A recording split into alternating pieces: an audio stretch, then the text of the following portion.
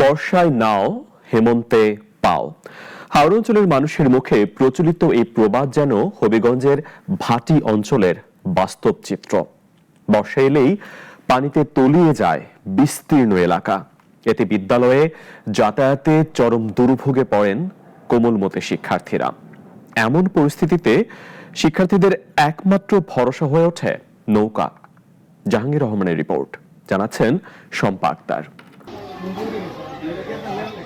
এই দৃশ্য হবিগঞ্জের লাখাই উপজেলার সন্তোষপুর এলাকার। বর্ষায় পানিবন্দী হয়ে পড়েন এই অঞ্চলের মানুষ, ব্যাহত হয় যোগাযোগ ব্যবস্থা।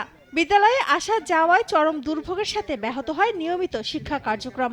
এ অবস্থায় শিক্ষার্থীদের পাশে দাঁড়িয়েছে পথশিশু নিকেতন ফাউন্ডেশন।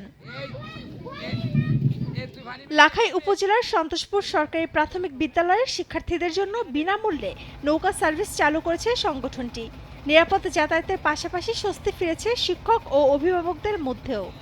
স্কুলে পড়া করেছে, আজকে যে নৌকাটা পাইছি আমরা সবাই খুশি। নৌকা পাইছি, এখন সুবিধা হয়েছে। অতদিন আমরা পানি ছিল, অতদিন আসতে পারছি না, ওখানে নৌকা দিয়েছে, আমরা আসতে পারবো সবাই। সামাজিক সংগঠনের এমন উদ্যোগকে স্বাগত জানিয়েছেন স্থানীয়রা। সেই সঙ্গে শিক্ষার্থীদের পাশে দাঁড়াতে বিত্তশীলদেরও এগিয়ে আসার আহ্বান জানিয়েছেন তারা। তারা যে বিনামূল্যে নৌকাটা উপহার দিয়েছে, এতে রাধানগর সন্তোষপুরের অনেক ছাত্রছাত্রী উপকার হবে এবং পথশিশু যে ফাউন্ডেশন থেকে তাদেরকে ধন্যবাদ দেওয়া হল। ছাত্রছাত্রীদের স্কুলে যাতায়াতের জন্য বিনামূল্যে দান করা হয়েছে, এটি অত্যন্ত আনন্দের। এই চমৎকার এবং ইউনিক আয়োজন আমাকে উদ্বেলিত করেছে।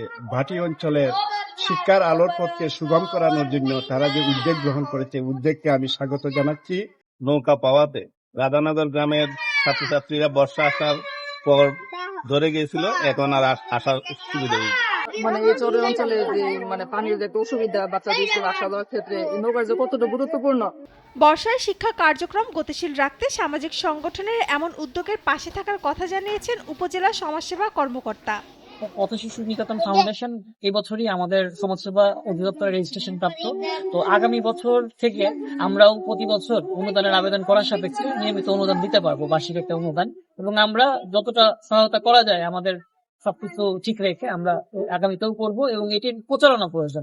শিক্ষার্থীদের জন্য বিনামূল্যে নৌকা সার্ভিস চালুর উদ্যোগ ও এর উদ্দেশ্য তুলে ধরেন সংগঠনের সভাপতি। আওয়ার অঞ্চলে তখন ওই বর্ষার শিশুরা স্কুলে যেতে পারেন, যেহেতু আমরা শিশুদের নিয়ে কাজ করি, ওই ক্ষেত্রে আমরা শিশুদের নিয়ে ভাবলাম যে ওরা কিভাবে স্কুলে যাওয়া যায়। তখন গার্জেনদের সাথে কথা বললাম, বলার পর ওরা বলছে নৌকা দিলে স্কুলে যাইতে পারবেন। ওই জন্য আমরা নৌকাটা ব্যবস্থা করতে পারলাম, যাতে স্কুলে ওদের একটা বাধা না সৃষ্টি, বর্ষাটা যাতে এবং ওদের স্কুলে যাওয়া বাধা সৃষ্টি না করে। এমন উদ্যোগের পাশাপাশি স্থায়ী যোগাযোগ ব্যবস্থা গড়ে উঠলে শিক্ষার্থীদের দুর্ভোগ কমবে, এমনটাই আশা এলাকাবাসীর।